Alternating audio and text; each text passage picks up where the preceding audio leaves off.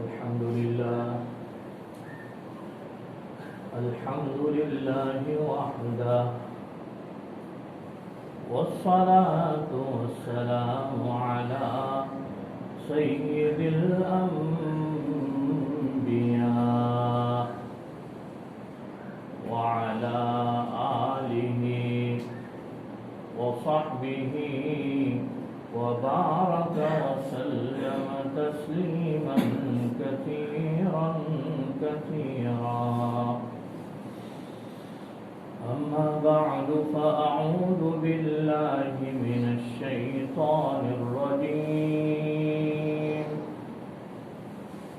بسم الله الرحمن الرحيم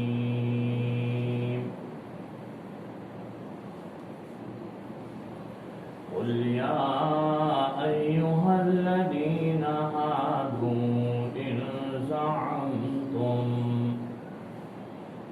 إن زعمتم أنكم أولياء لله من دون الناس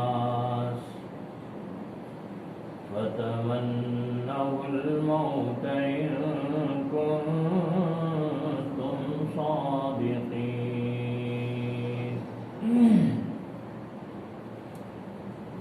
صدق الله مولانا العظيم وقال النبي صلى الله عليه وسلم الموت جسر يوصل الحبيب إلى الحبيب أو كما قال عليه الصلاة والتسليم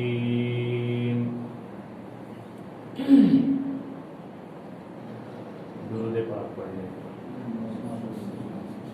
اللهم صل على سيدنا ومولانا محمد وعلى آله وصحبه وبارك وسلم. بزرگوں اور دوستو،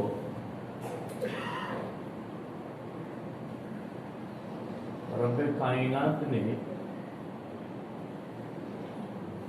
دنیا کے ہر نظام کو بعمل بنایا اور باضابطہ بنایا. کوئی نظام اس سرزمین پر اور ما بین السماء والارض، آسمان اور زمین کے بیچوں بیچ، یا ما فوق علی السماء، یا آسمان کے اوپر کا نظام ہو، یا ما تحت من الارض، یا زمین کے اندر کا نظام ہو، کوئی بھی نظام اللہ تبارک و تعالی نے غیر ضابطے سے نہیں بنایا.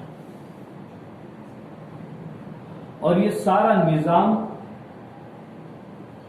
اور اس نظام کو چلانے کے لیے اللہ تبارک و تعالی نے اپنی سپر پاور طاقت کا استعمال کیا، وہ صرف اور صرف ہمارے آپ کے لیے. اور یہ نظام رہتی دنیا تک چلے گا. جب تک اللہ کی طرف سے سور پھونکنے کا حکم نہیں ہوگا، جب تک دنیا کو ختم کرنے کا اعلان نہیں ہوگا، جب تک زمین کو تہس نہس کرنے کا اللہ تبارک و تعالی فیصلہ نہیں کریں گے، اس وقت تک زمین اور آسمان کے درمیان کا نظام، آسمان کے اوپر کا نظام، زمین کے نیچے کا نظام، یہ سارا کے سارا یوں ہی برابر چلتا رہے گا، صرف مخلوق کے فائدے کے لیے، مخلوق کے فائدے کے لیے، ہمارے آپ کے فائدے کے لیے، ہم سے پہلے جو لوگ آئے ان کے فائدے کے لیے، ہمارے بعد جو آئیں گے ان کے فائدے کے لیے. اس لیے کہ اللہ تبارک و تعالی نے قرآن کریم میں صاف طور پر، واضح طور پر اعلان کیا،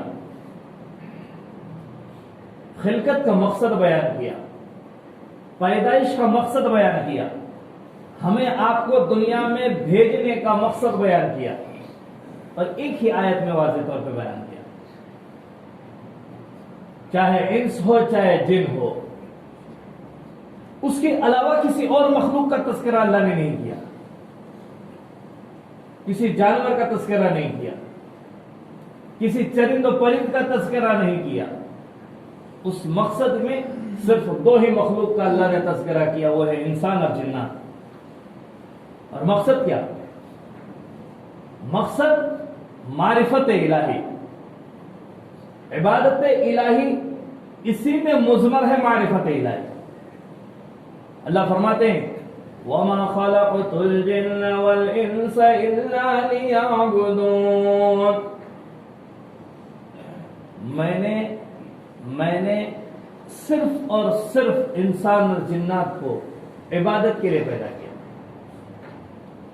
باقی اور مخلوق کا تذکرہ یہاں نہیں کیا، باقی مخلوق کی پیدائش کا کیا مقصد ہے اس کو ذکر نہیں کیا، لیکن دوسرے حدیث کے ذریعے سے اللہ کے نبی صلی اللہ علیہ وسلم نے ہمیں سمجھایا۔ لیعبدون کی تفسیر مفسرین لیعرفون سے کرتے ہیں کہ عبادت کے لیے پیدا کیا، گویا پہچان کے لیے پیدا کیا، کہ اللہ کو پہچانو، اللہ کو پہچانو، اللہ کون ہے اور اللہ کیا چاہتے ہیں، اللہ کا مقصود کیا ہے۔ لیعبدون ای لیعرفون، مجھے پہچاننے والے بن جاؤ۔ اور اللہ نے پہچان بھی کرائی، اپنی پہچان کرائی، مختلف چیزوں سے کرائی۔ زمین کو اللہ نے بنایا، زمین کو ہموار بنایا، آسمان کو بغیر ستونوں کے بنایا اور اپنے ہاتھوں سے بنایا۔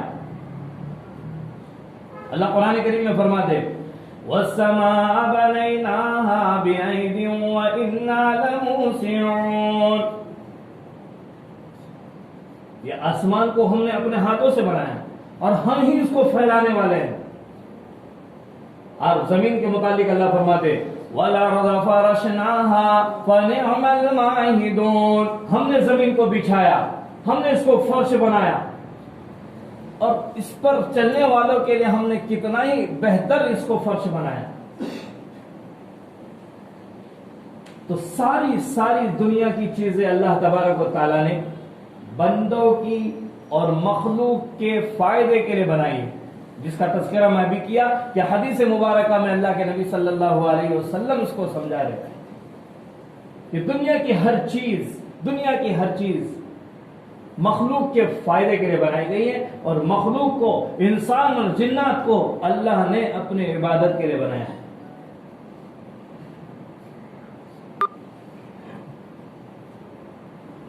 دنیا کی ہر چیز، اللہ کے نبی صلی اللہ علیہ وسلم کا یہ فرمان ہے کہ تم آخرت کے لیے بنائے گئے،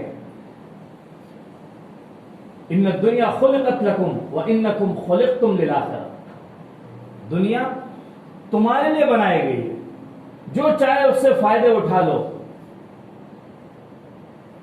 لیکن اللہ کی معرفت کے ساتھ، اللہ کی عبادت کے ساتھ، اللہ کی خوف و خشیت کے ساتھ،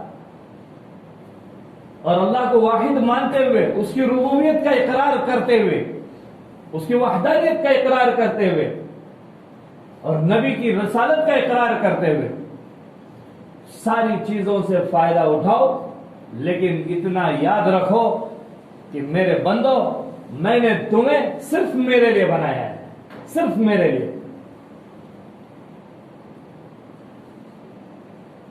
تو جب بندہ بھی چاہتا ہے کہ میں اللہ کا بن جاؤں، حدیث میں فرمایا اللہ کے نبی صلی اللہ علیہ وسلم، حدیث قدسی ہے، اللہ فرماتے کہ جب بندہ اپنے رب کے ایک بالش قریب ہوتا ہے، کتنا؟ ایک بالش، اتنا صرف قریب ہوتا ہے بس،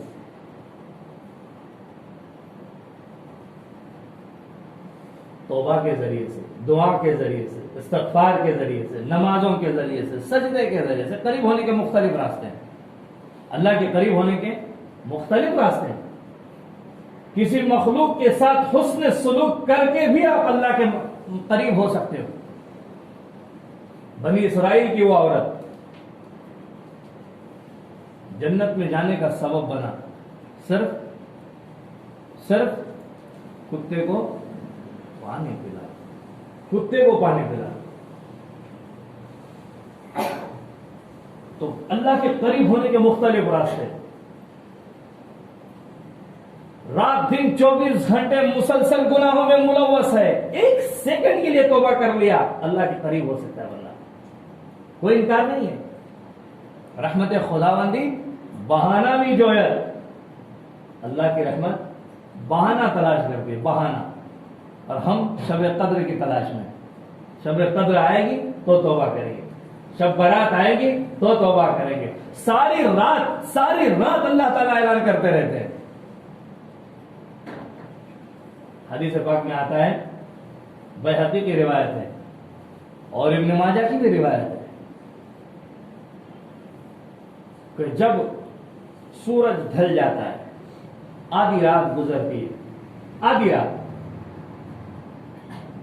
اللہ آسمانی دنیا پہ اتر جاتے ہیں، ندا لگاتے ہیں، اعلان کرتے ہیں. اللہ اعلان کرتے، کوئی ہے گناہوں کا مارا، توبہ کرنا چاہتا ہے، آؤ ابھی در کھلا ہے، ابھی وقت باقی ہے، آؤ.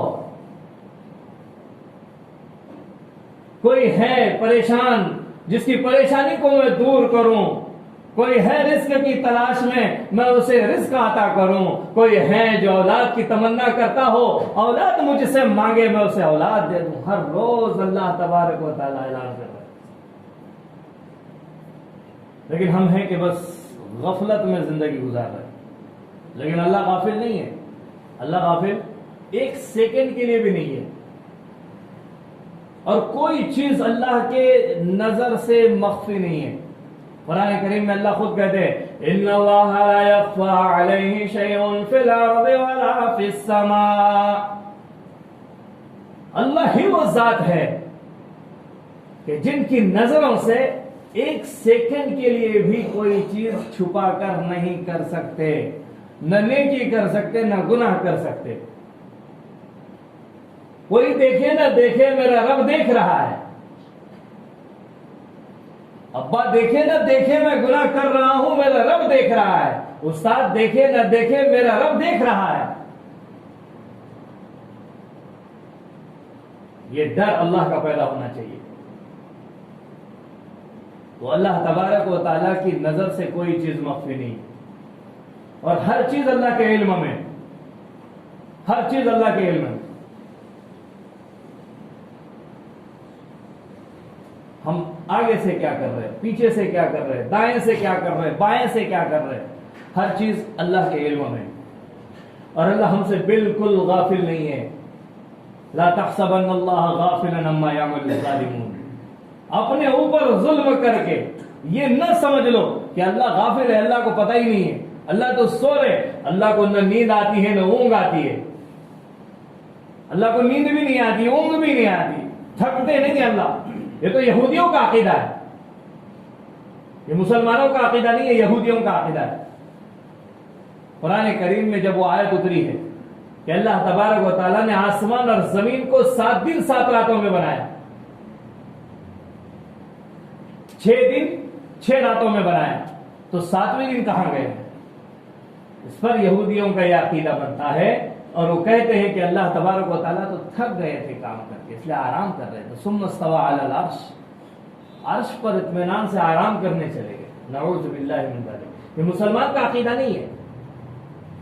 ہمارا عقیدہ ہے میرا رب ہر وقت دیکھ رہا ہے، ہر وقت دیکھ رہا ہے. تو میں یہ عرض کر رہا تھا کہ دنیا کی ہر چیز اللہ تبارک و تعالیٰ نے بندوں کے لیے بنائی، اور بندوں کو مخصوص کیا ہے صرف اپنی معرفت کے لیے، اپنی پہچان کے لیے، اپنی عبادت کے لیے. اور 24 گھنٹہ جو ہے بندہ اللہ کے احکام کے تابع داری میں رہے. قرآن کریم نے 24 گھنٹے ذکر کرنے کا حکم کیا ہے. 22 پارے میں آیت ہے، اللہ فرماتے ہیں، یا ایھا الذین آمنوا اذکروا اللہ ذکرا کثیرا اے ایمان والو کثرت سے ذکر کرو. حدیث پاک میں فرمایا اتنا ذکر کرو کہ لوگ پاگل کہیں، بیوقوف کہیں، عقل کا مارا کہیں.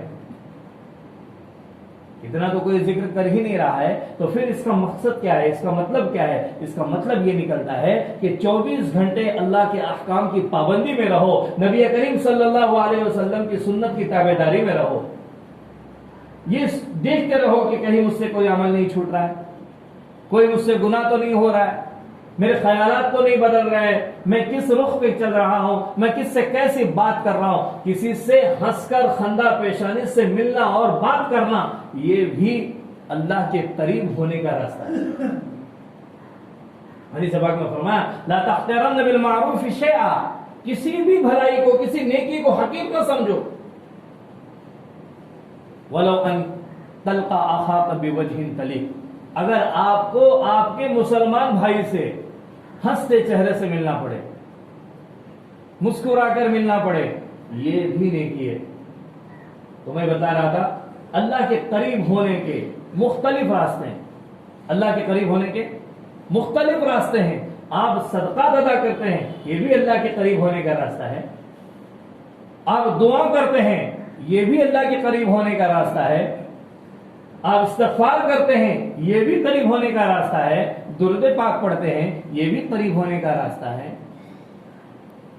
لیکن سب سے افضل جو چیز حدیث پاک میں فرمائی گئی ہے اور قرآن نے بھی اس کا ثبوت دیا ہے، وہ ہے سجدہ، وہ ہے نماز، کہ اس سے بندہ اللہ کے بالکل قریب ہوتا چلا جاتا ہے. جب بندہ سجدے میں ہوتا ہے تو بالکل اللہ کے اب کوئی چیز جو ہے درمیان میں حائل نہیں ہوتی، کوئی واسطہ نہیں ہوتا، کوئی رکاوٹ نہیں ہوتی. وَاسْجُدُوا وَاقْتَرِبْ وَاسْجُدُوا وَاقْتَرِبْ، سجدہ کرو، اللہ کا قرب حاصل کرو. اس لیے عزیزو، میں نے جو بتلایا کہ بندہ جب اللہ کی ایک بارش قریب ہوتا ہے، ایک بارش، تو اللہ تبارک و تعالیٰ اس سے ایک ہاتھ قریب ہوتے ہیں، ایک ہاتھ. اور جب ایک ہاتھ کی رفتار میں بندہ چلتا ہے، اللہ 2 ہاتھ سے اس کا استقبال کرتا ہے. اتنی تیزی سے اللہ آگے بڑھتے ہیں. تو اللہ کے قریب ہونے کے مختلف راستے ہیں. ہم اللہ کا قرب حاصل کریں، ورنہ دنیا تو مٹنے والی ہے، سانس تو رکنے والی ہے، فنا تو ایک دن ہونا ہے، زمین کے نیچے دفن ضرور ہونا ہے. یہی اس آیت کا مقصد ہے. جو یہودی کہتے تھے ہم نے اپنے آپ کو مسلمان سمجھ رکھا ہے، ہم مسلمان ہیں، ضرور ہیں، لیکن مسلمان اور مومن میں فرق ہے. مسلمان اور مومن میں فرق ہے. آئی ایم مسلم، بالکل صحیح بات ہے، میں مسلمان ہوں. آئی ایم مومن، میں مومن ہوں. مومن ہونا اصل ہے. اسلام ظاہری چیزوں کا نام ہے، ایمان باطنی چیزوں کا نام ہے. نبی کریم صلی اللہ علیہ وسلم کے زمانے میں کچھ اعرابی، کچھ دیہاتی حضور کے دروازے پہ آئے. سورہ حجرات میں اس کا ذکر ملتا ہے 26 پارے میں. پکارے یا محمد، یا محمد اخرج اخرج الینا، آؤ باہر آؤ، باہر آؤ. بعض روایت میں یہ ملتا ہے کہ جب نہیں نکلے ہیں تو ہلکی سی کنکریاں بھی ماری. اس زمانے کے تھوڑے سے ان پڑھ لوگ تھے اور یہ کہنے لگے آمنا. قرآن کریم نے اس کا نقشہ کھینچا ہے. قالت الاعراب آمنا قل لم تؤمنوا ولكن قولوا اسلمنا. یہودی کہنے لگے اے محمد صلی اللہ علیہ وسلم، ہم ایمان لے آئے، ہم ایمان لے آئے. اللہ نے فوراً آیت اتار کے کہا ان سے کہہ دیجئے لن تؤمنوا، نہ آپ ایمان نہیں لائے، ولكن اسلمنا، یہ کہو. ولكن قولوا اسلمنا، یہ کہو ہم اسلام لائے، ایمان نہیں لائے. سمجھ لیجئے، جب حضور کا زمانہ ہے، اللہ کے نبی صلی اللہ علیہ وسلم کا وہ زمانہ ہے، نبوت کے اترنے کا زمانہ ہے، قرآن کریم کی آیتوں کے اترنے کا زمانہ ہے، صحابہ اکرام حضور کو براہ راست دیکھ رہے ہیں اپنی آنکھوں سے، ہم تو خواب میں بھی نہیں دیکھ پا رہے ہیں۔ بڑی تمنا ہے ہماری خواب میں ہم دیکھیں۔ کس کس کا ارادہ ہے خواب میں دیکھنے کا؟ ایک عمل بتا دوں، ارادہ تو کر لو، دیکھیں گے انشاءاللہ۔ فضائل اعمال کا اگر پرانا نسخہ آپ کو مل جائے، پرانا نسخہ، اس کے صفحہ نمبر 50 پر حضرت شیخ زکریا رحمت اللہ علیہ نے وہ عمل لکھا ہے جو ہر جمعرات کو مسلسل 3 جمعرات تک کیا جائے، اور اس کو ہم نے پایا ہے، ہم نے پایا ہے، ہم نے آزمایا ہے، مجرب عمل ہے۔ تو اللہ کے نبی صلی اللہ علیہ وسلم کو ہر کوئی الگ الگ انداز میں دیکھے گا۔ جیسے عمران بھائی آ کے کہے میں نے پینٹ شرٹ میں دیکھا، زبیر بھائی آ کے کہے میں نے تو جبے میں دیکھا، ہمارے ناخوا صاحب کہے میں نے شلوار اور بس اوپر سے چادر اوڑے ہوئے دیکھا، کوئی کہے میں نے بغیر ٹوپی دیکھا، کوئی کہے میں نے امامے میں دیکھا۔ دیکھنے کے زاویہ مختلف ہے، اس کو سمجھایا ہے، اس کو سمجھایا ہے۔ جتنے آپ اللہ کے نبی کے قریب ہوں گے، جتنے ہم اللہ کے نبی کے قریب ہوں گے، جتنی محبت ہوں گی نا، اتنی ہی صاف شفاف جو ہے زیارت ہوگی۔ اور جو جس حال میں دیکھیں وہ اللہ کے نبی ہے، انکار نہیں ہے، انکار نہیں ہے۔ اگر وہ کہے میں اللہ کا نبی ہوں، میں محمد رسول اللہ ہوں، تو انکار نہیں ہے۔ اللہ کے نبی صلی اللہ علیہ وسلم بخاری شریف کی روایت فرماتے ہیں لا یتمثل بی الشیطان، لا یتمثل بی الشیطان، شیطان میری شکل صورت کا بھی اختیار نہیں کرے گا۔ شیطان میں دم ہی نہیں۔ حضور نے اپنی تخصیص کی ہے اور نبیوں کی نہیں۔ اور میں اس کو بھی واضح کر دوں، اور نبیوں کی بھی شکل میں شیطان نہیں آئے گا، شیطان میں وہ دم ہی نہیں۔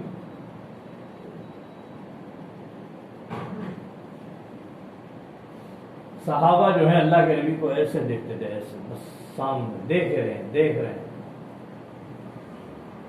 وہ حضور کا زمانہ، اور پھر جو ہے یہ آ کے کہہ رہے ہم ایمان لائے، وہاں سے انکار ہو رہا ہے ایمان نہیں لائے، اسلام لائے۔